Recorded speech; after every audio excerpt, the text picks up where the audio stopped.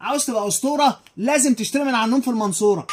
اول ما تشوف العلبه ديت تعرف ان انا جايب لك كده حاجه اصليه، مش جايب لك حاجه تقليد. سيبك من اللي على النت، سيبك من الترندات، احنا عندنا الترند، بس الترند بتاعنا الترند الاصلي. الترند اللي على النت دوت ممكن يكون مش اصلي، لكن احنا عندنا عشان بنجرب المنتج بنبقى عارفين انه الترند الاصلي. الاول صلى على النبي عليه افضل الصلاه والسلام، اعمل لايك واعمل شير واعمل متابعه، عشان كل اسبوع هيبقى في عرض جديد بنص الثمن. لو مش متابعنا هيبقى فايتك كتير.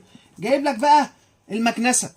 الناس اللي بتنظف العربيات، لا بعد كده هتنظف العربيه بنفسك. عندك شويه رمل في العربيه، عندك شويه وساخه، عندك في الشقه، عندك على الركنه، عندك على الكراسي، عندك اي حاجه ومحتاج مكنسه يدويه محموله شحن عند عنون.